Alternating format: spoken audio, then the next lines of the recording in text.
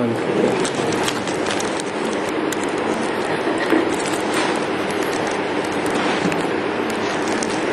आज का प्रातः क्लास है 7 अगस्त 1968।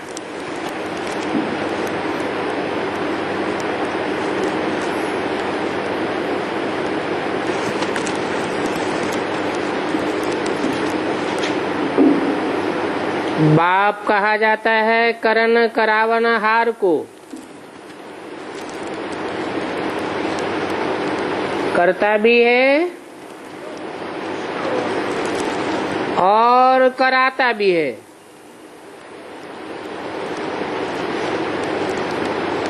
किस रूप में करता है और किस रूप में कराता है।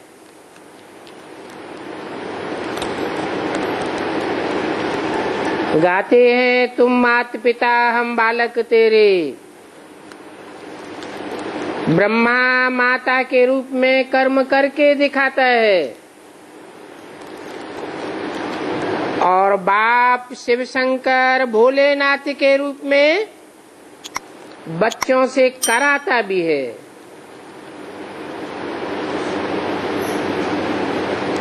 इसलिए करन करावन हार कहा जाता है। करन शब्द पहले और करावन हार बाद में। पहले खुद करके दिखाता है।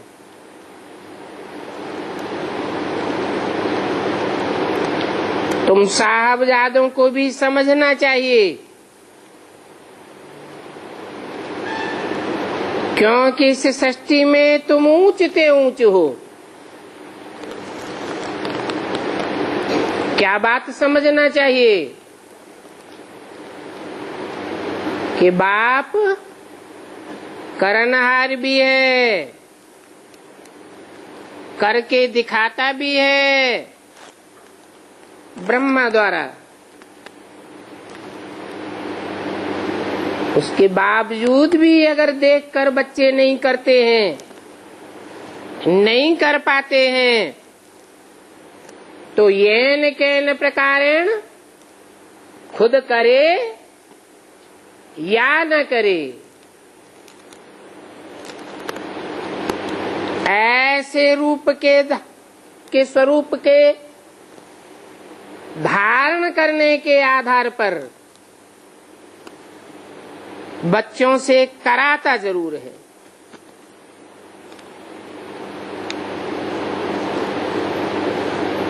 समझना तुम बच्चों को चाहिए, क्योंकि तुम ऊंचते ऊंच पाठधारी हो। और धर्म पिताएं और उनके फॉलोअर्स तो नंबरवार हैं, परंतु तुम तो ऊंचते ऊंच बाप के बच्चे हो और डायरेक्ट बच्चे हो, सन्मुख पढ़ाई पढ़ने वाले हो, इसलिए ऊंचते ऊंच हो। और धर्म के फॉलोअर्स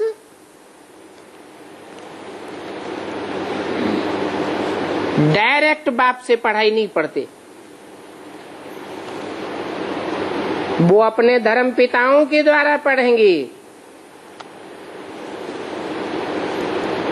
सन्मुख बाप के आकर के नहीं पढ़ते हैं, और सन्मुख आकर बैठते भी हैं तो मन बुद्धि से विमुख होकर रहते हैं। संशयात्मक बुद्धि होती है, इसलिए उनको ऊंचते ऊंचे नहीं कह सकते। तो समझो कि तुम साहबजादों का कितना ऊंच पोजीशन है।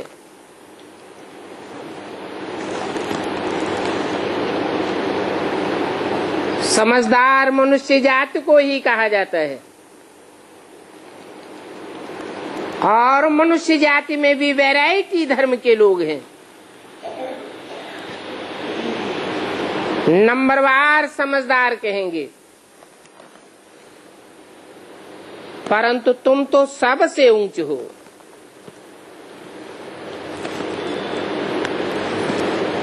समझना चाहिए कि हम साहबजादे हैं। हम साहब की मत पर फिर से अपना राज्य स्थापन कर रहे हैं।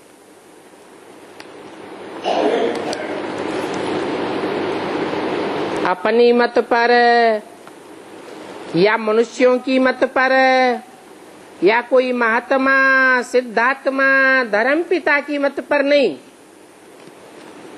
ऊंच से ऊंच बाप की मत पर राज्य स्थापन कर रहे हैं।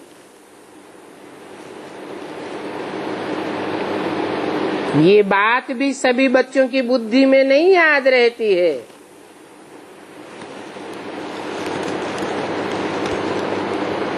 क्यों? क्यों याद नहीं रहती है? क्योंकि ये राजयोग की पढ़ाई है। राजयोग द्वारा जिनों के जीवन में लक्ष्य पूर्ति होनी है, इसी जीवन में राजा बनने वाले हैं। श्रीमत पर चलकर उन्हीं की बुद्धि में याद रहता है। बाबा सभी सेंटर्स के बच्चों के लिए कहते हैं और अनेक सेंटर्स हैं। बुद्धि में ये सदैव याद रहे, हम बाबा की श्रीमत पर फिर से विश्व में सुख शांति का राज्य स्थापन कर रहे हैं। ये दो अक्षर हैं, सुख और शांति।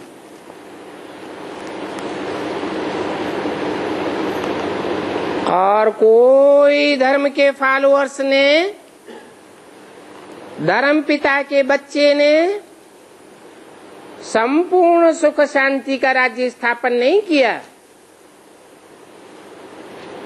तो तुमको तो ये दो अक्षर खास याद करने हैं, सुख और शांति।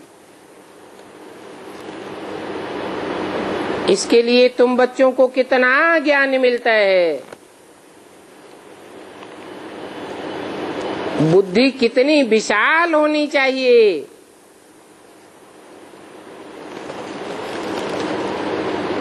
जो जामड़ी बुद्धि वाले हैं वो थोड़े ही इस ज्ञान में चल सकते हैं।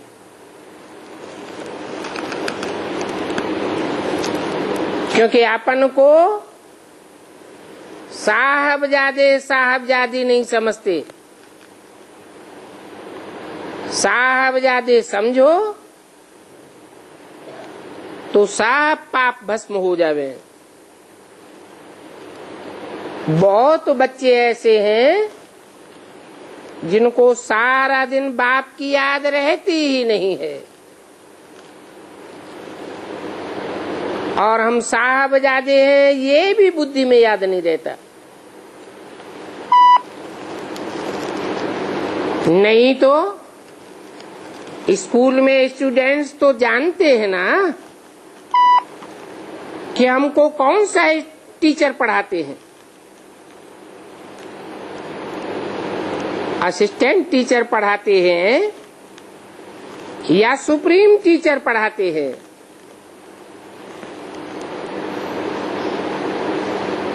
अपन को देखना चाहिए हमारी बुद्धि डल क्यों हो जाती है। सेंटर्स पर ऐसे ऐसे रहते हैं जिनकी बुद्धि में है ही नहीं कि हम श्रीमत पर विश्व में सुख शांति का राज्य स्थापन कर रहे हैं। अंदर में वो नशा और झलक होनी चाहिए कि ऐसा राज्य दुनिया में कोई भी नहीं स्थापन कर सका। बाहर की बात नहीं है, मुरली सुनने से ही रोमांच खड़े हो जाने चाहिए। यहाँ तो बाप देखते हैं बच्चों की और ही रोमांच डेड रहती है। बहुत बच्चे हैं जिनकी बुद्धि में ये याद ही नहीं रहता। हम श्रीमत पर बाबा की याद से विकर्म विनाश करके अपनी राजधानी स्थापन कर रहे हैं। अपने ही ज्ञान का नशा चढ़ जाता है, अहंकार आ जाता है। तुमको तो बाबा रोज समझाते हैं, तुम वॉरियर्स हो, तुम्हारी माया से युद्ध है। रावण पर जीत पाने वाले हो तो तुम बच्चे जानते हो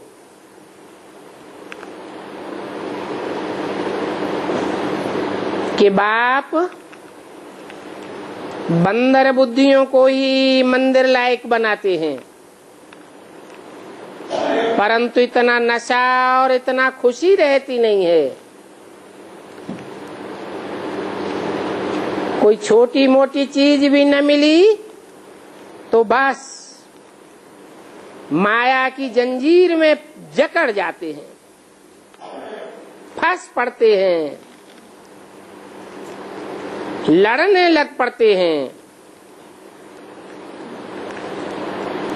अब तुम्हारी खुशी, तुम्हारा मान मर्तबा, तुम्हारा कारोबार वंडरफुल होना चाहिए,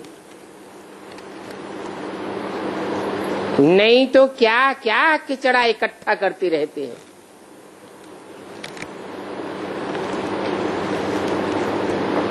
इस अंतिम जन्म के देह के संबंधियों को भी नहीं भूलते। ये भी नहीं समझते हैं कि ये इस जन्म के तमो प्रधान संबंधी हैं। सब दुखदायी हैं। ऐसे फिर बाप को क्या याद करेंगे? कोई भी चीज न मिली तो बस रूठ पड़ेंगे। हो हल्ला मचाए देंगे। बाबा को तो वंडर लगता है बच्चों की ऐसी अवस्था पर। चने न मिले, अचार न मिला तो बस धमचक्कर मचाए देंगे। अब बताओ वो क्या पद पावेंगे? वंडर लगता है इनकी अवस्था पर। नहीं तो तुम बच्चों को तो बहुत खुशी होनी चाहिए। अगर अपन को साहबजादे समझो तो फिर कुछ भी मांगने की दरकार नहीं रहती। योग बल की वो अवस्था होनी चाहिए।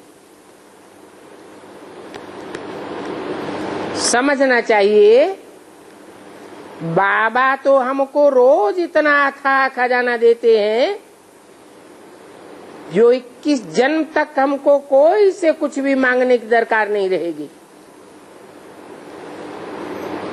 इतना नशा रहने चाहिए, परंतु बिल्कुल ही डम जामरी बुद्धि बन पड़े। नहीं तो एक एक बच्चे की 7 फुट की बुद्धि होनी चाहिए। शरीर तो 5-6 फुट का होता है और बुद्धि की लंबाई उससे भी ज्यादा। बाप कितना बच्चों को उल्लास में लाते हैं।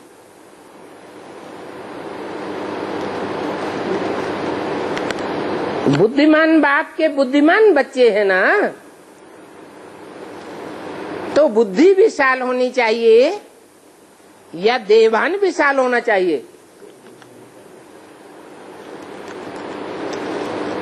तुम साहबजादे हो, तुम्हारे मुकाबले दुनिया के मनुष्य तो बिल्कुल ही जंगली जानवर हैं।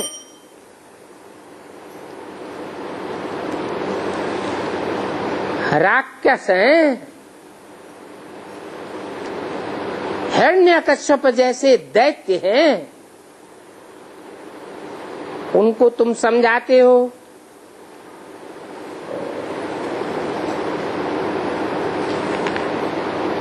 परंतु तुम तो सिर्फ ये समझो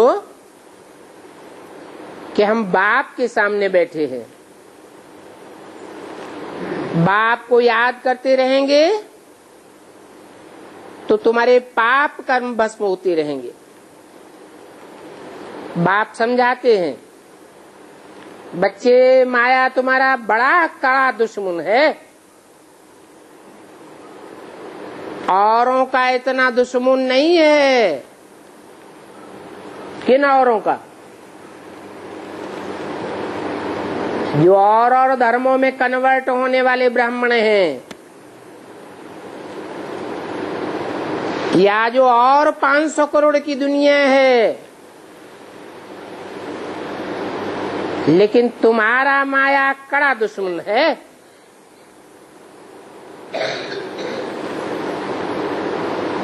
और लोग तो जानते ही नहीं है, इतनी तुच्छ बुद्धि है कि बाप को ही नहीं जानते। उनको आसुरी बुद्धि कहा जाता है। बाबा रोज रोज तुम बच्चों को उठाने के लिए समझाते रहते हैं। तुम साहबजादे हो, बाप को याद करो और दूसरों को भी बाप समान नहीं तो कम से कम आप समान तो बनाते रहो। तुम हंसी कुड़ी में कोई कोई ये भी समझा सकते हो, भगवान तो सच्चा साहब, सच्चा मालिक है ना, तो हम उनके बच्चे हैं, साहबजादे हैं, साहबजादियां हैं। तुम्हारी बुद्धि में चलते फिरते ये याद रहे। और सर्विस में तो दधीच ऋषि मिसल हड्डियां भी दे देनी है।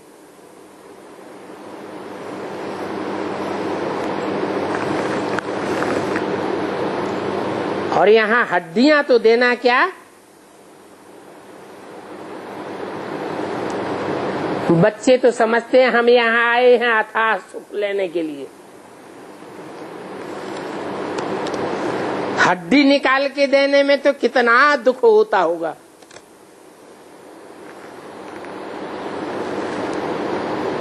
और ही उल्टी आशाएं लेकर के बैठ जाते हैं।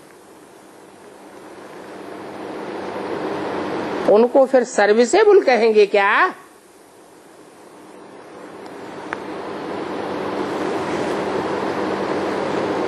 तुम्हारी तबीयत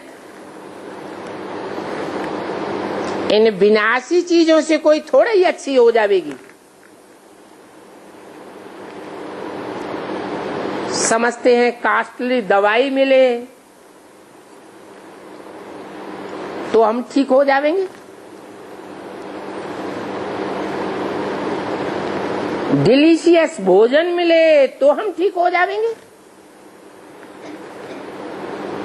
अरे दुनिया में तो कितने बड़े बड़े साहूकार पड़े हैं।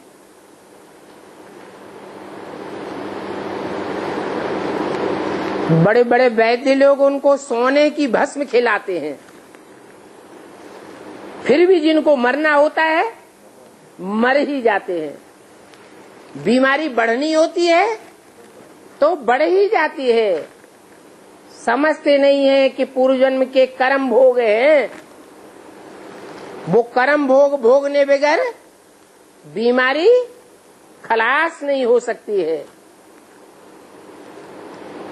तो यहाँ तो बच्चों को हड्डी देना तो क्या,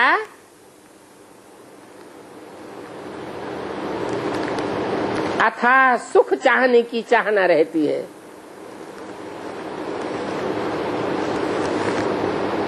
अब तबीयत ठीक करने के लिए तो चाहिए याद की यात्रा। तुम्हारी 2500 साल के लिए तबीयत ठीक हो जाएगी,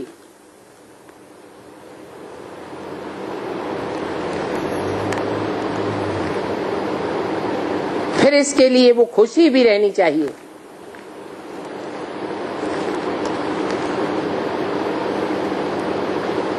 अरे हम तो कल्प कल्प माया से जीत पाते आए हैं,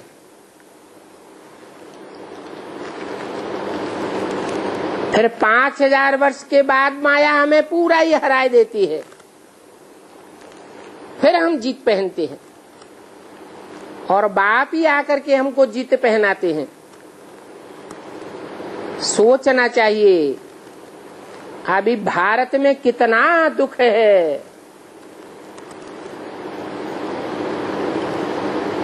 तुम बाप के बच्चे बने हो, तुमको तो इतना दुख नहीं है, बाहर की दुनिया वालों को तो कितना अथाह दुख है।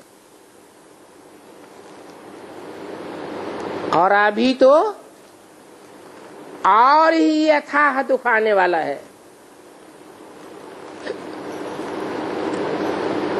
दुनियावी लोग तो समझते हैं कि एरोप्लेन की दुनिया है, मोटरें हैं, महल हैं, बस यही हमारे लिए स्वर्ग है। ये नहीं समझते हैं ये तो अल्पकाल का 200-250 साल का माया का पंप एंड शो है, जो अभी कुछ ही वर्षों में खलास होने वाला है।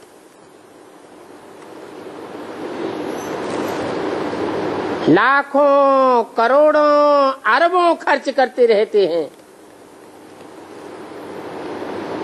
दुनिया को स्वर्ग बनाने के लिए कितने बड़े बड़े महल बनाते हैं, डैम्स बनाते हैं, और लड़ाई का सामान भी कितना खरीदते हैं।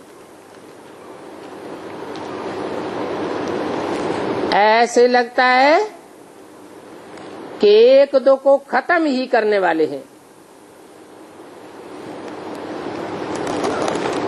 बाप कहेंगे ये तो निर्धन के हैं ना, कितना आपस में लड़ते झगड़ते रहते हैं, बात मत पूछो। इस दुनिया में सभी तरफ किचड़ा लगा पड़ा है, इनको कहा जाता है नरक। दुष्ट संकल्पों का किचड़ा, दुष्ट दृष्टि का किचड़ा, गंदी बातों का किचड़ा, गंदे से गंदे कर्मों का किचड़ा, और नरक है। स्वर्ग की तो बड़ी भारी महिमा है।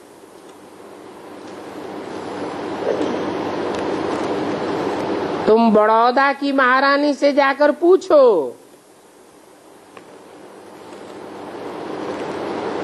तुम्हारा महाराजा कहाँ गया, तो कहेंगी स्वर्गवासी हुआ। किससे पूछो? बड़ौदा की महारानी से।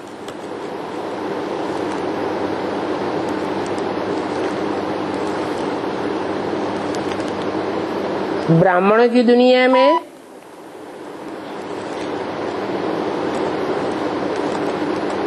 बड़े से बड़ा दादा कौन है?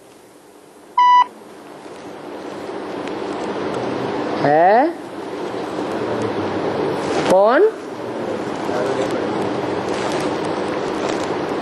उनका नाम रखा दादा। कहते भी हैं ज्यादा दादागिरी दिखाते हो।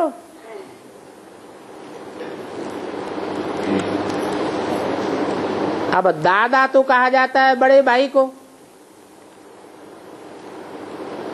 बड़े भाई को तो नशा रहता है कि अब सारे राज्य का कारोबार हमारे हाथ में आने वाला है।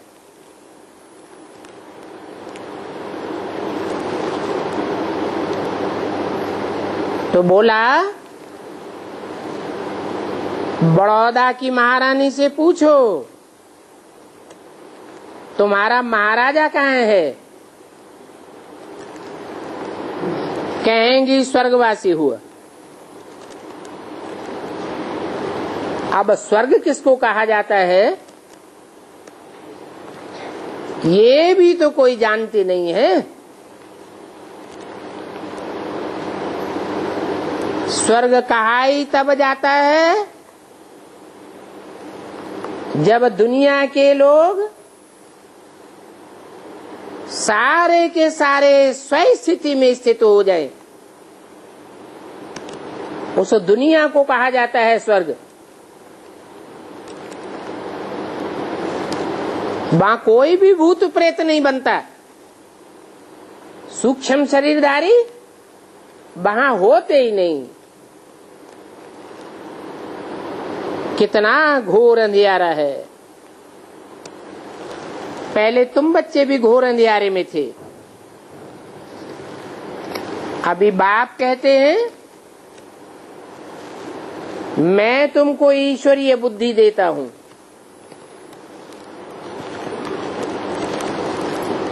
सात आठ 68 की वाणी का दूसरा पेज। तो अपन को ईश्वरीय संतान साहबजादे समझो।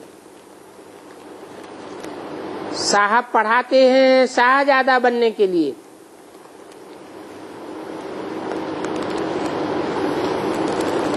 बाबा पहाका भी सुनाते थे।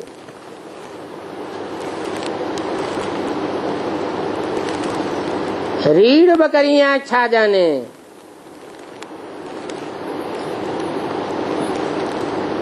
अर्थात जो भेड़ बकरियों की बुद्धि है वो नहीं समझ सकती कि स्वर्ग क्या चीज होती है। भेड़ बकरियों का ही नाम क्यों लिया? क्योंकि यज्ञ के आदि में जो स्वर्ग का मॉडल स्थापन किया था कराची में, वो मॉडल जड़ था और वहां रहने वाली भेड़ बकरियों की बुद्धि भी कैसी थी? जड़त्वमयी बुद्धि थी। उनकी बुद्धि में ये बैठ ही नहीं सकता कि स्वर्ग क्या चीज होती है। अभी तुम समझते हो कि उस दुनिया के सभी मनुष्य रीढ़ बकरियां हैं। इस दुनिया के तुम कौन सी दुनिया में बैठे हो? पुराने जन्म में बैठे हो या नए जन्म में ब्राह्मण का जन्म लेकर बैठे हो? ब्राह्मण जन्म में हम बैठे हैं। ब्राह्मणों की दुनिया ही अलग है। तुम ब्राह्मण ऊंचते ऊंच कुरी के हो। अभी तुम समझते हो कि हमारे सिवाय वो और जो भी ब्राह्मणों के संगठन हैं वो सब रीढ़ बकरियां हैं। देश के में जो ब्राह्मण बैठे हुए हैं उनको क्या कहेंगे? उनमें पुरानी दीदी दादियां भी बैठी हुई हैं जिन्होंने वो कराची का स्वर्गीय संगठन का मॉडल देखा था, अनुभव किया था।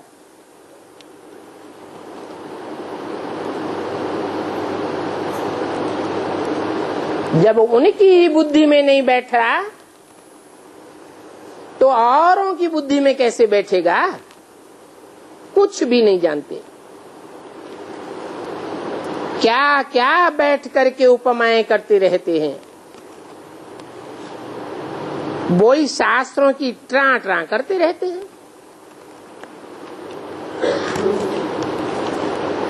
बेसिक ब्राह्मणों की दुनिया में शास्त्र कौन से हैं? है? किसे कहें? दब के क्यों बोलते हैं? जो कागज की मुरली है, वो कागज की मुरली के वही महावाक्य रिपीट करते रहते हैं। जैसे बरसात के दिनों में मेढक क्या करता है? कोई नई आवाज करता है क्या? नहीं। क्या करता है? वही ट्रा ट्रा, बार बार वही ट्रा। नई बात, नया अर्थ कुछ भी निकलता ही नहीं। जैसे कि बरसाती मेढकों की महफिल लगती है ना, कुछ भी समझते नहीं हैं।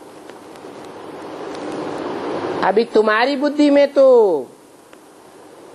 सारी सृष्टि के आदि मध्य अंत का सारा राज बैठा हुआ है। तो ये अच्छी रीति याद करो कि हम सारे विश्व में सुख शांति की स्थापना कर रहे हैं। विश्व पिता की मत पर जो उस बाप के मददगार बनेंगे वो ही ऊंच पद पावेंगे। सीधा साधा हिसाब है। और जितना जितना मददगार बनेंगे उतना उतना ऊंच पद पावेंगे। और वो बात तुम देखते भी हो कि कौन कौन मददगार बन रहे हैं। अपने दिल से हरेक पूछे कि हम बाप की क्या मदद करते हैं।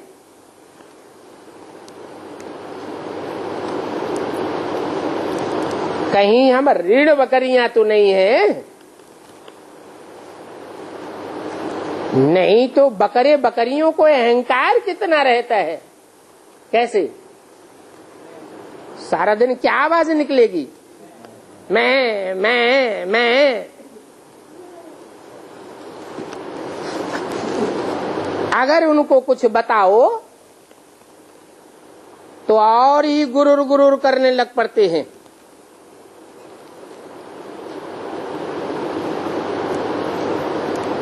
वो भल तुमसे अहंकार से बात करें, गुस्से में आकर के बात करें, तुमको तो बाप की याद में रहना चाहिए। क्या? सहन कर लेना चाहिए। जानते हो कि हमको तो बाप की सेवा में हड्डियां देनी है, तो थोड़ी बात सहन कर ली तो क्या बड़ी बात हुई।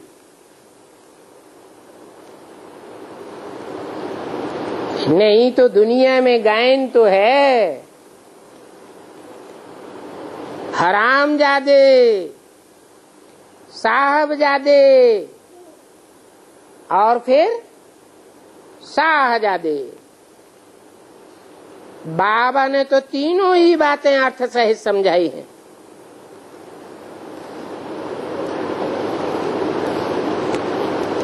ऊंच पद पाना है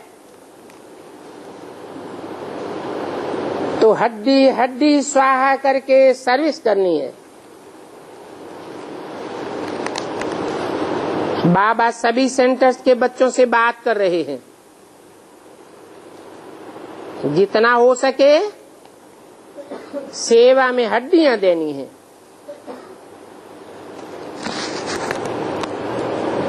किसी को नाराज नहीं करना है और न खुद नाराज होना है।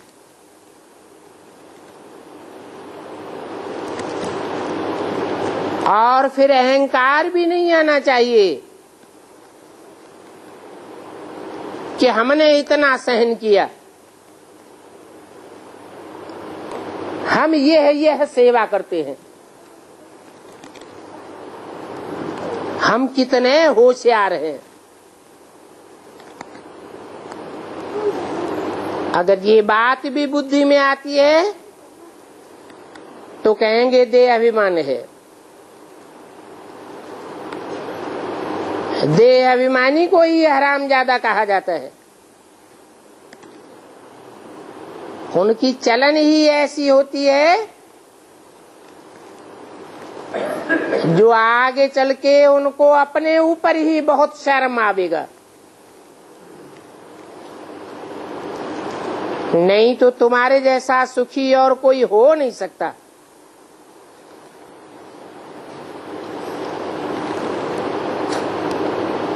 ये दुनिया में जो भी किंग और क्वीन कहे जाने वाले हैं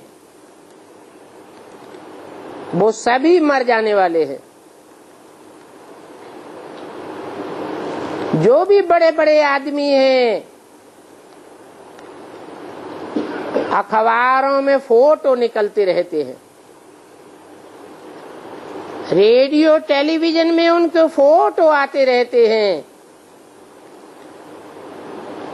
बुद्धि में रहना चाहिए, ये सब फां हो जाने वाले हैं। ये बात बुद्धि में याद रहे तो तुम चमकते रहो।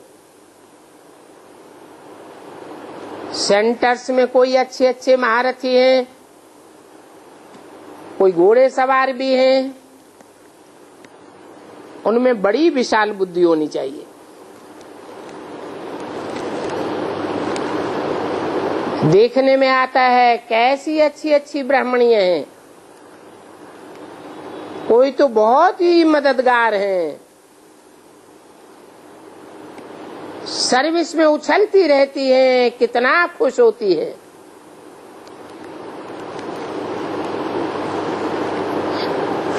इसलिए बाप कहते हैं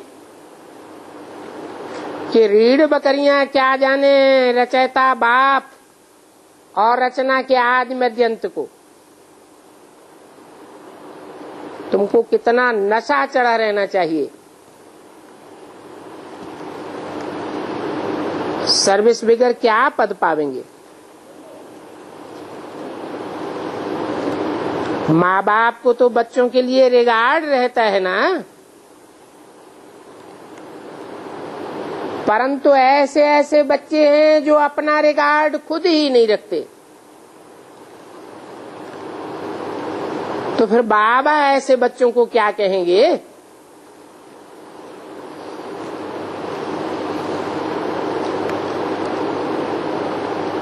बाप का संदेश देते रहना है। बाप कहते हैं मन मना भव, बस। गीता में भी कुछ अक्षर हैं, परंतु आटे में लून मिसल है।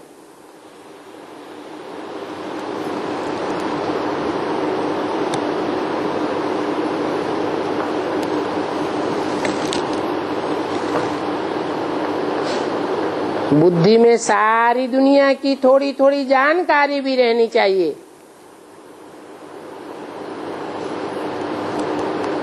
ये स्वेज नहर है, ये पनामा नहर है।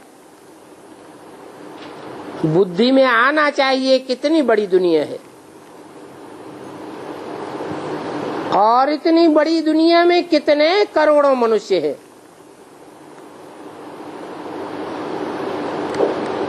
ये फिर कुछ भी नहीं रहेंगे। कोई खंड का नाम निशान नहीं रहेगा।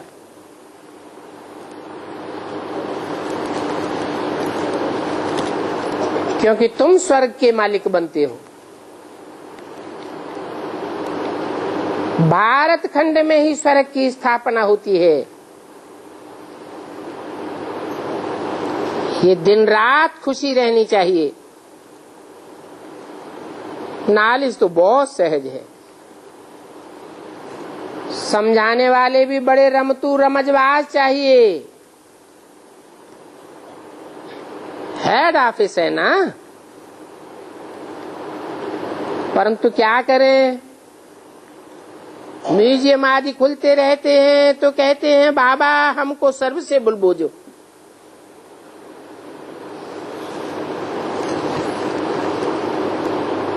यहाँ दरवाजे पर बच्चा अच्छा है, बड़ा आज्ञाकारी है, कोई तमन्ना नहीं रखता है, कोई को प्यार से समझाए भी सकते हैं।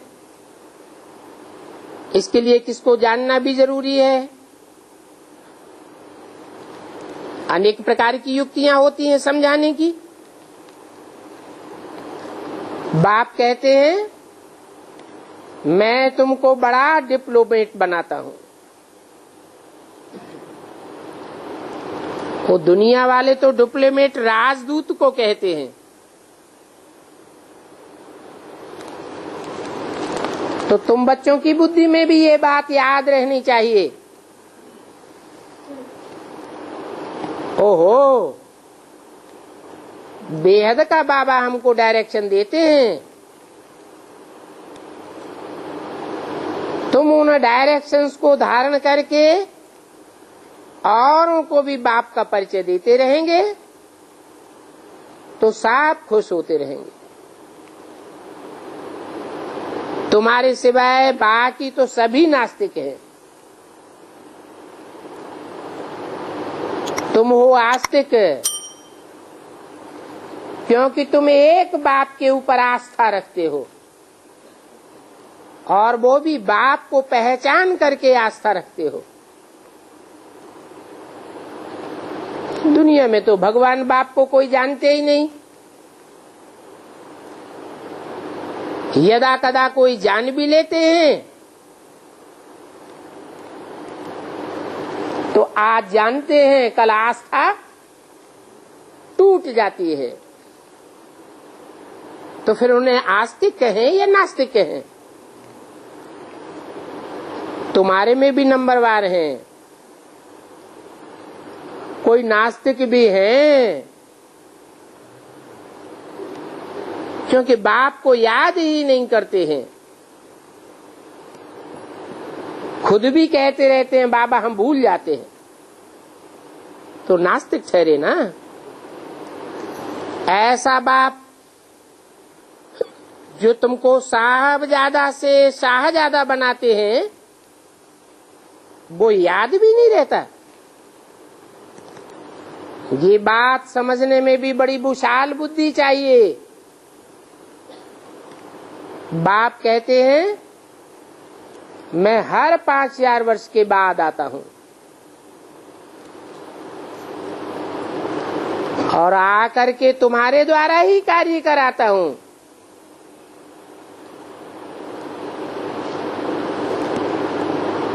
करण करावनहार हूं ना।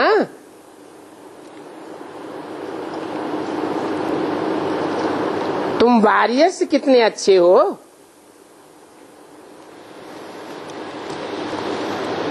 तुम बच्चे ही वंदे मातरम गाए जाते हो। तुम्हारी वंदना की जाती है, प्योरिटी की ही वंदना की जाती है। तुम ही पूजी थे, तुम ही पुजारी बनते हो। अभी तुम फिर श्रीमत पर पूज्य बन रहे हो। तो तुम बच्चों को बड़ी शांति से औरों की सेवा करनी चाहिए। थोड़ा भी अहंकार या क्रोध नहीं आना चाहिए। अशांति का वाइब्रेशन बिल्कुल न फैले, नहीं तो जिनकी रग रग में भूत होता है उनकी रग रग को बाबा देखते रहते हैं, कैसे वाइब्रेशन खराब कर देते हैं। नाम सेवा का लेते हैं, फिर देखो उनकी चलन कैसी है। तो बाबा कितना नशा दिलाते हैं। बाप के साथ पूरा योग हो तो शिव बाबा की यज्ञ से तुम्हारी फर्स्ट क्लास सेवा हो, परंतु अपने ही दुखों में चलते रहते हैं, मरते रहते हैं, एक दूसरे को अपने दुखों का ही वर्णन करते रहते हैं, कोई सर्विस नहीं करते, खाते ही रहते हैं। फिर 21 जन्म सेवा करनी पड़ेगी। सेवा करने वालों को दास दासियां कहा जाता है। पिछाड़ी में सबको अपनी सर्विस का साक्षात्कार होना है। बाप की दिल पर तो सर्वसेवल बच्चे ही चढ़ेंगे।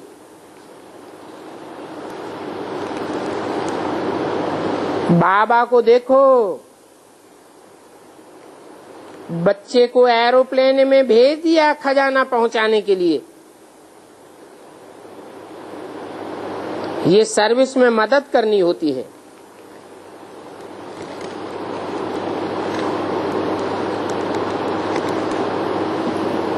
ब्रैकेट में लिखा है,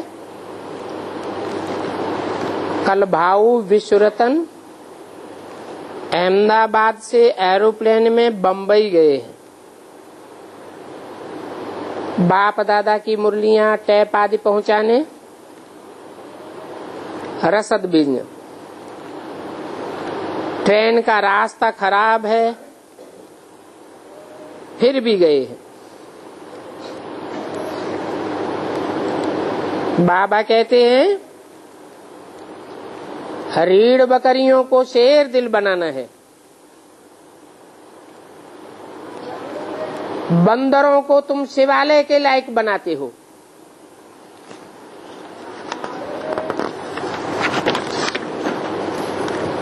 है शिवालय में कहीं बंदर देखा? नहीं देखा। कंपिल के रामेश्वर नाथ मंदिर में जाकर के भी नहीं देखा है। क्या देखा है? शिव के मंदिर में सामने ही किसकी मूर्ति खड़ी हुई है? अंदर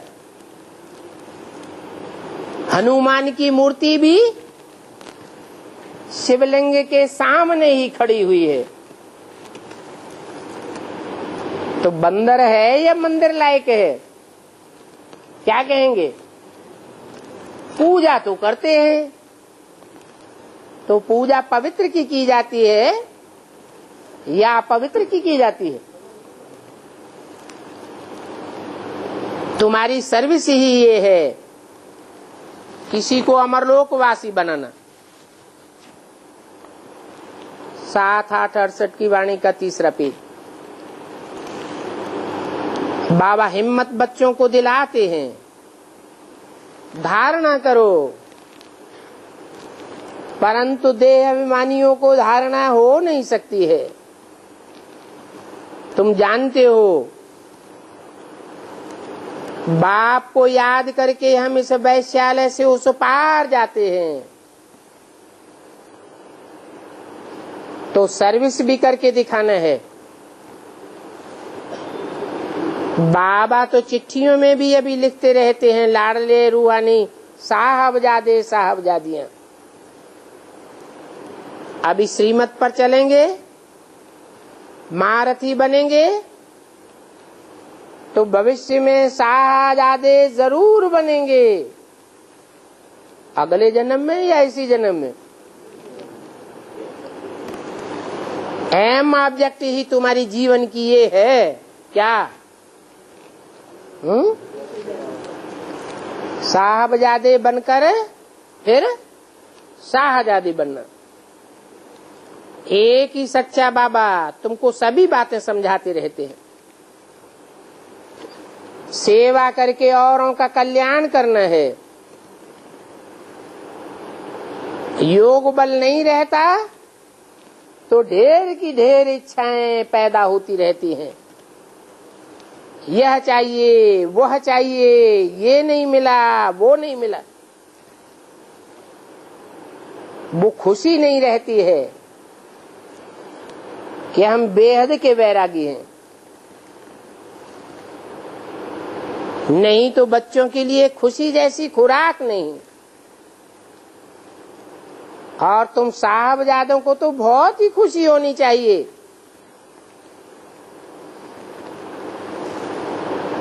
बहन है तो अनेक प्रकार की बातें आती हैं। अरे बाप विश्व की बादशाही दे रहे हैं, बाकी और क्या चाहिए। दिल में हरेक समझे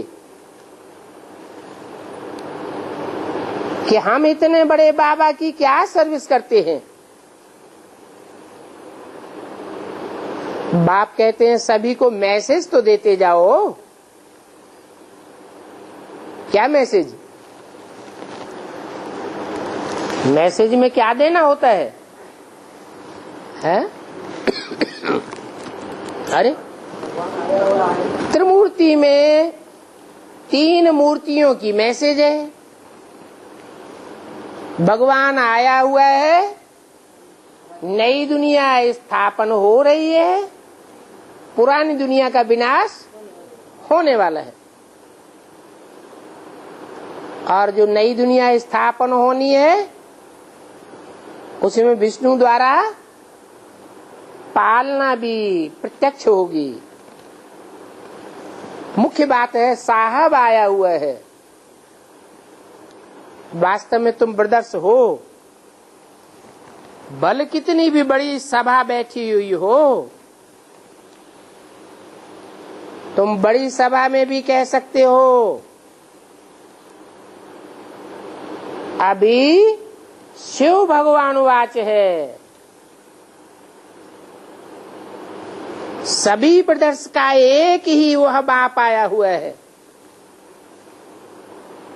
सभी कहते तो रहते हैं हिंदू मुस्लिम सिख ईसाई सब आपस में भाई भाई, परंतु इस बात का अर्थ भी समझाना है। कहते हैं तो कभी भाई भाई रहे होंगे ना। एक बाप प्रैक्टिकल में प्रत्यक्ष हुआ होगा ना।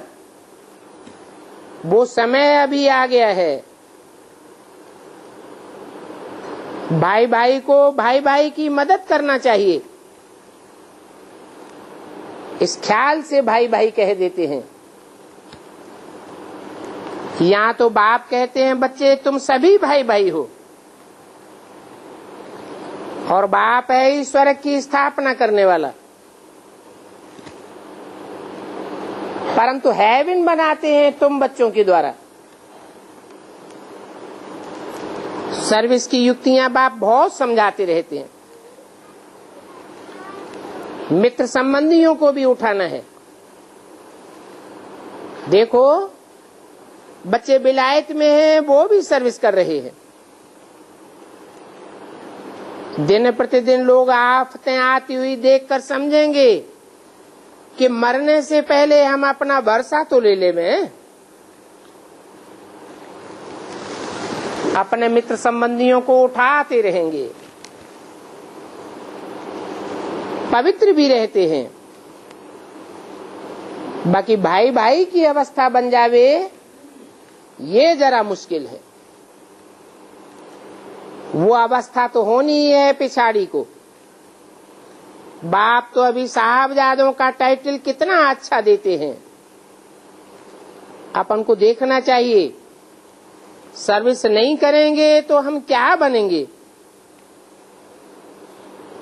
सर्विस के आधार पर ही मालाएं बनेंगी। मन के ऊपर नीचे दाएं बाएं का स्थान पावेंगे।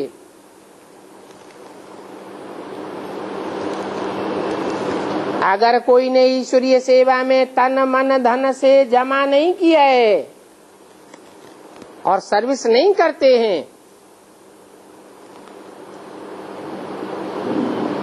तो समझो सभी खा करके खलास कर दिया। अगर सर्विस भी करते रहे तो कुछ जमा भी होता रहे। जो जमा किया वो खाते खाते चुकतू हो गया, फिर जन्म जन्मांतर के लिए उनके खाते पर चढ़ जाता है। सर्विस करने वालों को कब ख्याल भी ना आए कि हमने इतना दिया।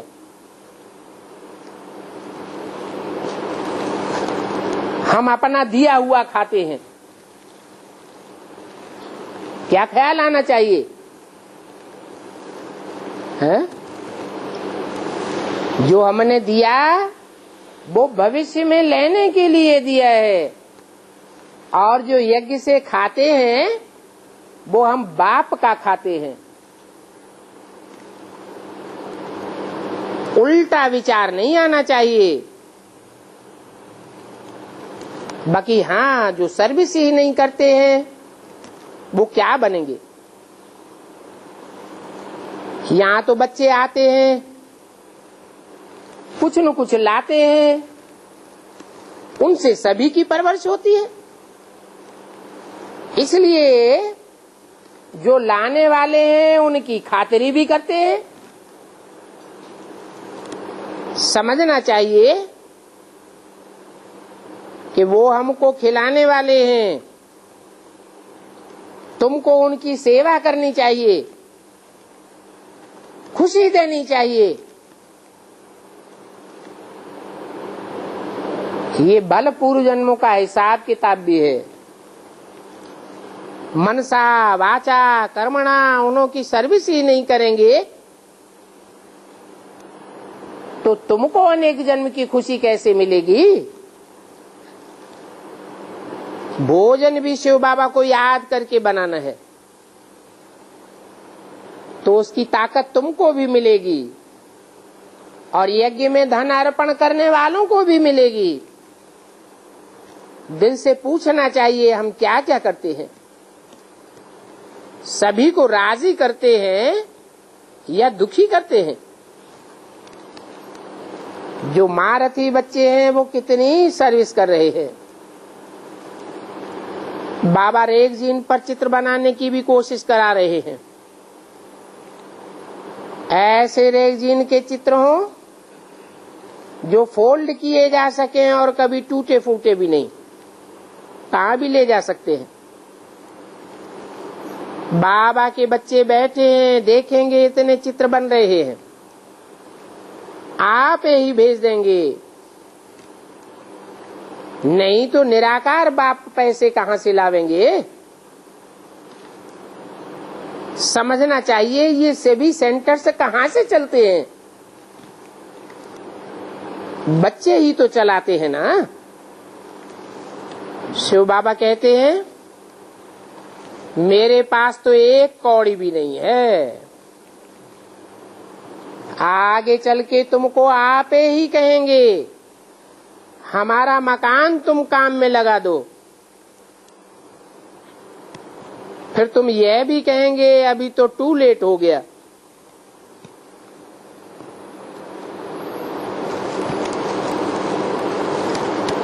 ये कैसे? कोई अपना मकान महल देता है, इसमें ईश्वरीय सेवा करो, तो उनको ये कैसे कह सकते कि टू लेट हो गया अभी हमें नहीं चाहिए है?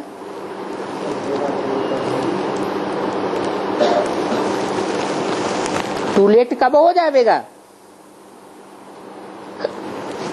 तब टू लेट हो जाएगा जब तुम परम धाम को इस सृष्टि पर उतारेंगे। फिर ये मकान दुकान आदि का क्या करेंगे? बाप तो है ही गरीब निवाज। गरीबों के पास पैसे कहां से आए? कोई तो करोड़पति पदमपति भी हैं, ऐसे भी हैं 150 करोड़ भी कोई कोई के पास हैं। वो तो समझे बैठे हैं हमारे लिए यहाँ ही स्वर्ग है। बाबा कहते हैं ये है माया का पंप। वास्तव में उनका पतन हो रहा है। सतयुग को तो स्वर्ग कहा जाता है। इस कलयुग में फिर स्वर्ग कहां से आया? इतना दुख अशांति आपघात करते रहते हैं, उनको स्वर्ग कहा जाएगा क्या? बाप कहते हैं तुम भी पहले हरामजादे थे, फिर अभी साहबजादे बने हो, फिर साहबजादे से शाहजादे जाकर के बनेंगे। परंतु इसके लिए इतनी सर्विस भी कर करके दिखाओ। बहुत खुशी में रहना चाहिए। हम साहबजादे हैं, फिर शाहजादे बनने वाले हैं। शाहजादे तब बनेंगे जबकि बहुतों की सर्विस करेंगे, बहुतों को राजी करेंगे। कितना खुशी का पारा चढ़ना चाहिए। अच्छा, मीठे मीठे सिकील दे बच्चों को रूहानी बाप दादा का याद प्यार नमस्ते।